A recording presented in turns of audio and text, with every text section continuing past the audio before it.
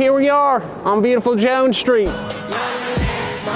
You saw Ted Jones. What's up, guys, and welcome to the Ted Jones World podcast. Usually on this pod, I don't wear shorts, but you guys are getting an exclusive calf peek. It's just that type of weather outside, you know what I mean? It's funny because it's the literal season where people just have the elevator pitch of talking about the weather. You guys know what I mean? Especially being in New York City, you're like, it's spring, it's insane. You know, I was wearing a jacket this morning, got a coffee. I even got a hot coffee because it was just too damn cold out. It was 50 degrees, and now look at it. It's sunny, it's 80 degrees outside. Yes. So that's exactly what's happening. Guys, you're looking at the title of this video. So this was the most amount of comedy sets I've done in a weekend in New York City, as I would say I officially started my stand-up comedy career approaching, in 2 weeks, it'll be like 3 years. So make some snaps for me. You guys are like, Ted, how much money did you make from these 6 sets? I'm going to tell you, don't worry about it, okay? For the career of a stand-up comedian, guys, at least for the first few years, you're really not looking to make as much money as humanly possible. For the most part, yes is the magic word. And when I first started out, I've been dabbling in comedy, I'd say for like 6 years, but I'd say I've really gotten serious about it the past 3 years. And once for year one, for example, like 3 years ago, I was so ready just to get a move on. And it was right around the time that clubs were making their appearances back after the COVID era. And I was just ready to jump into it. And I got to be honest, I was so sour that I wasn't getting more opportunities. But comedy, especially being in New York City, it's a month-to-month game. You know, like last month in March, I had 30 spots. Spots, by the way, for those of you who don't know, not in the comedy game, that's about how many sets I did. And then this month, I did around 40, which I think, like, when I did 30, I was like, all right, how can I manage 40? Like, wouldn't that be a little bit more difficult? I've found that 40 does seem to be a good number. I would think that, you know, the more spots you do, just the more comfortable you feel on stage. But I was just ready for more stage time, ready for more shows. But like, I'll look back at my stand-up and I'm like, what was I doing? And it's great. That happens to every stand-up, I'm sure. Like every 3 to 6 months, you look back and you're like, ugh, you kind of cringe at yourself. But maybe that happens in every job. You just can't, or you don't really have the ability to look back at yourself because like, you're not filming yourself really in the corporate world, which I understand because that would be weird, like unless you're vlogging yourself as you do all the time. But I'll look back at my old stand-up clips and I was like too animated. Maybe a joke wasn't funny, so I was trying to make it more animated with my body, and like that just wasn't the move. But yes, anyway, I did 6 stand-up shows, and I look back on myself, like I was saying initially in the stand-up game, I feel bad for the people that were around me when I was complaining about things. Nobody wants to hear you complain in any facet of life. And I really am understanding that. Like there's a guy who comes around comedy shows and he'll get booked a lot one month. Maybe one of his Instagram reels will get like 50,000 likes. And when he's getting 50,000 likes on the Instagram reels, he's like, damn, man, I keep reloading my phone and look, it's just blowing up. It's blowing up. And then on other nights, he'll be like, man, I never get booked here, bro. Like, can I get booked on your show? Blah, blah. I'm like, dude, I'm not your therapist. Okay, as heartless as that may sound, we're both above 30-year-old men, and you start to get maybe like, I don't want to say jealous, but like you're like, why is this guy getting more opportunities than me? Is he funnier than me? No, this guy's not funnier than me. So I think the best approach, especially being in comedy like myself, is just like, you got to keep everything to yourself. Because month to month, you never know what's going to happen. You never know what thing is going to take off on social media, and you never know what's going to stay hot. Right? So unless you have like a consistent gig, something that's paying you every 2 weeks, got to kind of keep your nose down. You got to keep your nose down in general, but this New York City comedy game, man, is different. It's different. But I've been enjoying myself, and now the weather's getting nicer. You know, it's something we could talk about. Yes, we're still going tarps off on the West Side Highway occasionally. I'd say more often than not, actually. But you guys are like, what's tarps off on the West Side Highway? It means I'm going shirts off. Okay, getting that D in me. You guys know what I'm talking about, vitamin D. But it was a busy weekend. I was supposed to have 3 spots and I ended up having 6. And that's also the thing, like, I don't know how much you guys know about comedy or in New York City. It's a good amount of just like showing your face. So within, I'd say like the last 3 to 6 months, I've really tried to get out and be at shows or just be in the aura of the comedy realm. Because like, if you're not around, people aren't really thinking about you. And people aren't thinking about you in general. I should preface that. Nobody's ever thinking about you. Like I remember when I started doing vlogs, this is probably like 2.5 years ago, and I would just vlog like I was already a vlogger with 10 million subscribers. Like nobody cares, or nobody did care what I was doing. And I think you need to build an audience first to where people like what you're putting out and they'll click on your video or they'll watch something because they're interested in the subject. You know, like I remember I was just putting out videos and putting out content that I'd be like, oh yeah, people are going to watch my stuff. Why, you know, like why wouldn't they watch my stuff? And it's just taken me a while to get to the point to be like, dude, nobody cares what you're doing. You know? And I think that goes for everyone without saying. And it's been, like I keep saying, like it's a month-to-month process being in this entertainer's game. You know, like I'm just, as you guys see here, I'm trying to build the brand, and it doesn't get old where people are like, oh, you wearing your own merch? Yeah, I am. And if somebody's judging me, bro, you think I care? No. At your job too. Like think about how emotionally invested you can get in a coworker's life or how much they annoy you. Like I remember, I've talked about this before on the pod. Like when I was working at a real estate company, I would wake up and I'd be annoyed at a coworker. You know, like my eyes would open and I'd be like, oh my God, I'm checking my emails. Did they respond to this email correctly? Like, dude, that is not a way to live. You just have to live unbothered. And shout out to Zach Brazow, who was giving me this info. Zach Brazow was on a podcast a few episodes ago. He was Harvard graduated marathon walker. He was talking to me about how he has a flip phone on the weekend. I was like, well, dude, don't you get antsy and like worried that if somebody reaches out to you for a spot, like you're not going to be there? He's like, you know, it's not worth it. I could see myself getting a flip phone and just having a number where only my family and people I give out my numbers to would have. And like, you know, I'll have the laptop out at my apartment or wherever I am at the studio. So like if I did need to check notifications, like I could check it once every 3 hours, check email, something like that. But I think sometimes, guys, like, you know, the social media, it hurts us. You know, here I am posting this podcast twice a week consistently for almost 5 years. Yeah, almost 5 years. But I like doing it. You know, I'm standing here in my apartment by myself. I got the lights on. But, you know, as you guys listen to this, I do really appreciate it. So if you guys care to reach out to me, hit your boy up, TEDJONESWORLD@gmail.com. We'll see how long I have that email for. By the way, eventually maybe it'll be like TEDJONESWORLD@TEDJONESWORLD.com. It's lit. But yes, for now, using Gmail. Because like Google has taken over the world. You know, everything. You don't know one thing, you just don't even think to Google it. But do you guys use Siri more, or do you type in Google? I know people like my dad use Siri, or no offense, Dad, you probably listen, I know, and you're not old, but I'm just saying, I think older people like to talk to Siri more. What's up with that? Like the younger generation doesn't really talk to Siri. Do you guys notice that? Like if you're under 35 years old, yeah, I'm putting myself in that bracket because I'm 32 and a half. If you're under 35, you're not really like talking to Siri. Hey Siri, what's this? Oh shit, Siri's probably gonna hear me. I have my phone on airplane mode right now, thanks God. That's also something that's like slightly alarming. I told Siri that I loved her 3 times in a row and she didn't say it back. It was weird.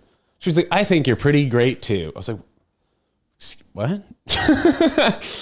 and then the other time I said it, she was like, that's really nice to hear. And then the third time, she was like, thank you, Ted. That means a lot. I was like, bro, I thought we were dating.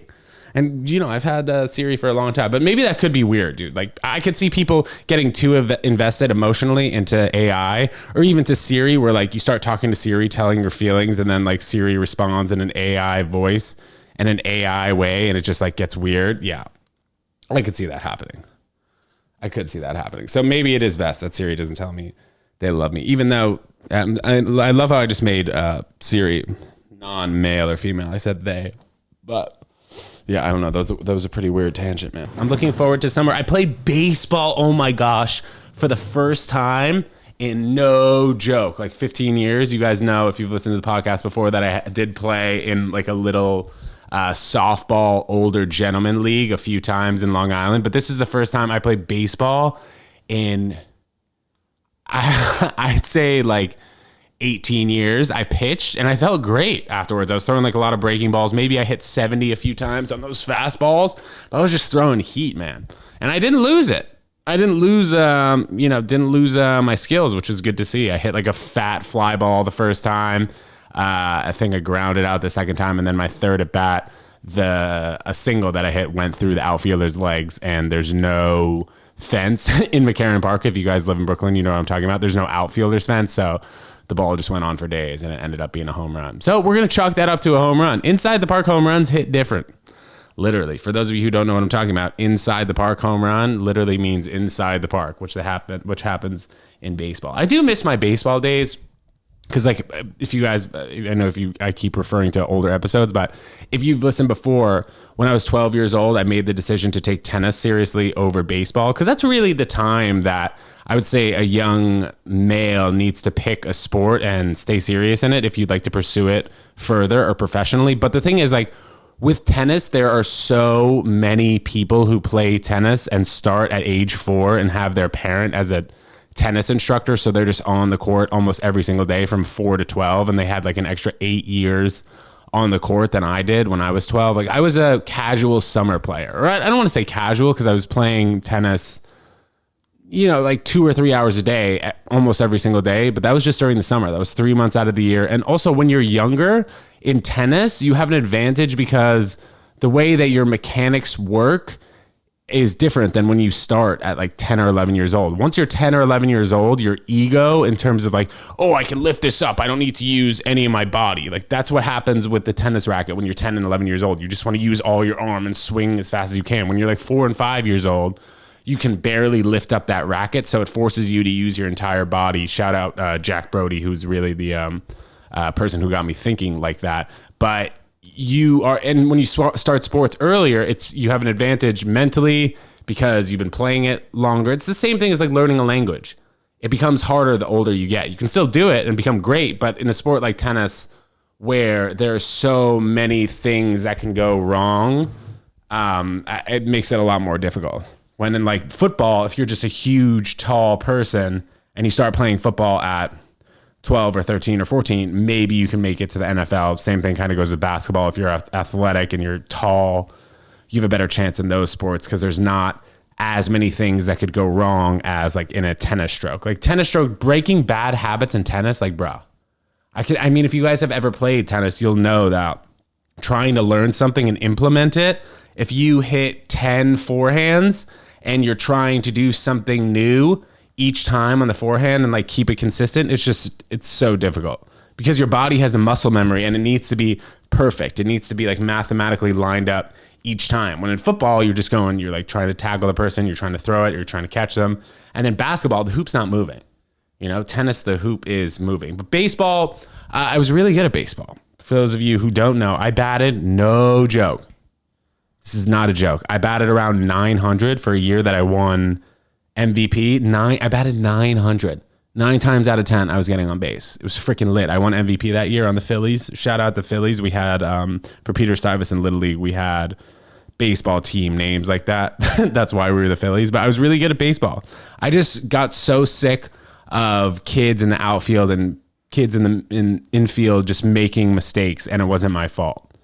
So I think that also says a lot to the stand-up comedy era, because it's all your fault. If something's funny, it's your fault. Something's not funny, it's your fault. I mean, you could blame the crowd. You could be like, oh, that crowd is hot, they're laughing at anything, or oh, that crowd is dull, they're not laughing. But you got to change it up. You got to adjust. And the same thing in tennis.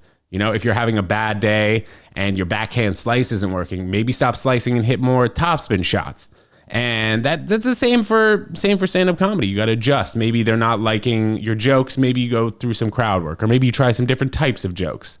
So that's why, like, when I talk about lightly or loosely kind of starting stand-up comedy and improv like 6 or 7 years ago, that's what I went to initially, was the improv game. And improv, you're kind of relying on other people in your group to feed you something. You're saying yes and, even though you might not want to say yes and, right? You're saying yes and to another person's idea, when in stand-up comedy, you don't really have to say yes and. You already have set what you're going to do. You say maybe yes and if you're doing some sort of crowd work, but there's no real pull on relying on other people. I got all 6 spots this past weekend because of your boy, because I was around. I had 3 book spots, and the other 3 just came from me being there, and people know that I am there. And I've been writing a lot more. I have a little joke book that I've been using, carrying around, and I think just observing things around you really helps in stand-up comedy. Like, people ask, like, oh, what's your style? I'll say, lifestyle, dating, observational comedy, stories about my family, but I don't think anything's really off limits. And if you refer to yourself as the type of comedian that only has maybe one repertoire, I don't know if that's the correct word, or one style of jokes, you're limiting yourself, aren't you? And I feel like every top comedian, if you look at the greats, they all have different styles within the same subject line, right? Maybe they have the same sort of delivery if it's bland or exciting, or they use more of their body. But everybody talks about different things, and I think that really helps in the stand-up game. You got to be versatile. That's how you make people like you, right? Like, even in the corporate world, you guys are listening, you're in the corporate world, you want your coworkers to respect you and to honor your opinions and things that you discuss. And while you might not like your coworkers, ultimately you got to work with them. But you don't need to like with them. You just work with them a few hours a day, do what you got to do, and then move on. You don't have to be best friends with them. Do you need to follow them on IG? I don't know. That gets dicey. This Instagram culture has been making like following and not following people dicey. It's like, why am I going to follow that person? Am I not? I know it sounds corny to talk about, but I think we should talk about it. It's different in comedy because you see these people all the time, but actually, maybe I take that back. Maybe it's not so different in comedy because like your coworkers, you're going to see every single day. Yeah, I would guess that. I mean, you guys let me know if I'm wrong, but I would think that you do need to follow your coworkers. Maybe if you work at a huge company like Facebook or Google, you might not need to follow all of your coworkers because then you'd just be ending up like following thousands of them. But if you work at a coffee shop with like 5 other people, do you need to follow them? And what's the deal? What do people deem the reason for following people? Is it like sort of a respect thing? Like, I'll follow someone if I have a nice conversation with them, if we have a good rapport. But besides that, like, I'm not just like following everyone. Or should I? I don't know. This is weird to talk about, weird to think, because we're like 10 years into this whole Instagram culture. Like, our parents have no idea about any of this, which is crazy to think that my grandpa went through the Great Depression. He went through the first TVs. He went through eating bacon and sausage and eggs for breakfast. He went through the World War. What else did this guy do? Had the first cell phones and barely was around for the internet. But like, think about how long did he live? Like 95 years. Think about how long that is compared to how long society was around before that, when they had really no advancements at all. And in the past 10 to 15 years, the amount of advancements we've had is nuts. I remember when Match.com first came around, like, it was a joke. You'd see it on TV and you'd be like, who is using dating apps? Really? Like, are you a loser? You're using dating apps? Now people sometimes are on 2 or 3 dating apps, right? It's insane. I'm on one right now. Okay, this is actually a funny moment from this past weekend. This girl was on the same dating app as me. So I was like, am I on your maps near you? Like, on this dating app that I use, there's a map and it shows all the members that are near. You know what? Just pop up the clip right here. You guys can see it if you're watching visual or you're just listening to audio, but check this out. This is pretty funny. Can you whip out your phone, see if I'm on it next to you? Let's go. This would be crazy. I'm on it? Let me see. Show me that shit. Let's go! It's got like my hair. I got so many different styles. It's like, yeah. A little tennis? Let's go. Thank you for showing me that. Thank you. Make some noise. That's insane. Is this the new way to meet people? I don't know. Like, are you going to start making friends online? I think that's happening more so in the gaming community. Like, kids who are from the ages of 12 to 16, they'll meet somebody who they've been playing, what's like a popular game, Fortnite with for 4 years in person for the first time, and they've only just talked over the gaming system. That's crazy. It's going to be an interesting world when AI really starts to put its foot in the freaking door. I think comedy could be safe for the next hopefully 10 to 15 years, maybe longer than that. But there is something to be said about live performances. I'm sure you guys do enjoy live performances, even in the smaller towns. You know, when I've done shows in smaller markets, it seems like that's the thing to do on like a Friday, Saturday night. You go, you get your popcorn, maybe you get some dinner, you get some dinner and drinks combined, $100, and you enjoy it. It's like a date night. A first date. I think a comedy show for a first date is good. I've heard from other people that like, yeah, or almost at every single comedy show I've done, there's been a first date there. And I think that is good. Maybe you go to the comedy show, then afterwards you're like, oh, I love that guy. I love that guy who wears his name on his shirt. And then the other person's like, yeah, he was hilarious. I don't know what couple that was right there that I was referring to. If that was like two guys or a guy and a girl, whatever. But I think, yeah, you go to a comedy show, it's like an hour and 15 minutes. And then afterwards you get a drink. And then maybe you try and close and go to your apartment. So keep everything close to your apartment. That's funny. That's what I used to do, man. But strictly now, dude, I'm going on coffee dates, okay? I'm just going on coffee dates, all right? We don't need to talk too much about my dating life. But for me, right now, I've been almost 3 months off of Nugget snaps for Mr. Ted Jones, which is crazy. If you told me a year ago that I would be 3 months off of Nugget, I don't know if I would believe that. Off the weed. And like, I don't really drink, as you guys know. Maybe I drink like once every 6 to 8 weeks, something like that. But I'm not a sober vegan. I don't think I would refer to myself as being a sober vegan. I'm a vegan who enjoys being sober. No. That's not fair to say. But a drink or two, like if I have a drink and a half, 2 drinks, I am wasted. Okay? The drinks really affect me. And like the next day I feel all right, but I don't think I'm ever going to go back to the days when I was in college drinking like, 7 or 8 drinks a night, even more than that, like 10 drinks a night. I'd wake up at 3 a.m. with the lights on, passed out, shoes on in my bed, college vibes. And that also had to do with the college culture. I don't know how the college culture is now with drinking. I imagine it's still as rampant as it was, but maybe less so because there's more accountability for your drinking. Do I mean that correctly? Yeah, I think so, because there's more ways that people to know that like you got turned the night before, right? Like if you pass out on a couch at a college party, chances are everyone's Snapchatting it, everyone's Instagramming it, everyone's texting each other, sending pictures of you being wasted, and then the next day you're gonna have to deal with it. When I was in college, there was a lot less regret the next day, right? Like you wouldn't even really talk about it. You'd just be like, haha, I was so wasted last night, we were wasted last night, but there's not really documentation of it, which nowadays, like, there's a lot of documentation if you get wasted from the night before. People will be talking about it. And like I said, the social media, they bring it to the forefront. It's not really drinking Four Locos and getting too turned up anymore, because that's not the move.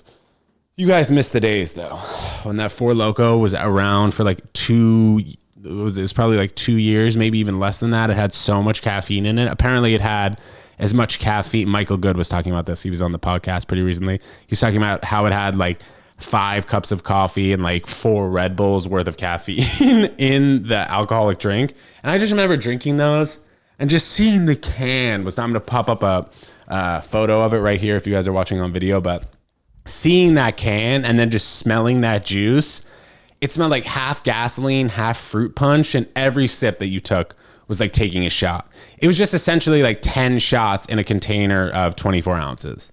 It was wild. And then the amount of caffeine, like if anyone drank more than one of those things and you were alive like throughout the night and didn't pass out, I don't even know. I don't think it was physically possible. Like I remember one time freshman year, I came back to the city, and then the next morning, my roommate from college freshman year sent me a picture of the rug just drenched in fruit punch because he threw up that night. This is Four Locos, man. We used to keep the Four Locos behind the TV at our at our room, like in the dorm room that we were at. But we realized after we collected like 30 of them, we were like, dude, if an RA comes in here and sees that us 18-year-olds are collecting Four Loko cans behind the TV, like we're in trouble. What's up with that? Why did we start doing that? Are kids still doing that? Yeah, I think people in college still do that. Like they'll just keep all the beer cans that they've drinking. It's kind of fresh, actually. I will say. I'm not promoting binge drinking, but that could be fresh. Like, yeah, bro, look how many drinks we've had this semester, brother. I sometimes regret not joining a frat, but like the tennis team, I guess, was sort of a frat. And also the frat culture at the school I went to, UConn, was never really that big. But it was very difficult to get around because the frat guys were the only people who had sober rides. Like the freshmen in the frat needed to give sober rides to the rest of the people in the frat parties. And then since we weren't even in the frat, we weren't invited to the frat parties. So like me and my buddy on the tennis team had to run home from some of those parties, which is crazy, like a mile and a half in our Timbs in 27-degree weather. But hey, that builds character, man. And as the weather's changing in New York, you know I freaking appreciate it. But guys, April being the most booked stand-up month I've had on record, it's very lit. So I'm looking forward to the 3-year anniversary of when I started taking Ted Jones World very serious, and we've been doing this full time. All right, guys, thanks so much for tuning in. If this was the first time you listened to the Ted Jones World podcast, thanks so much for tuning in. By the way, today is freaking... I don't know what today is, by the way. It's either Thursday or Monday, but every single Monday we have Margarita Monday at 167 Bleecker Street, the Comedy Shop. It's a free show. Send in your RSVPs to the email address right here, guys. And again, thanks so much for tuning in. I'm Ted Jones. We'll see you next time. Peace.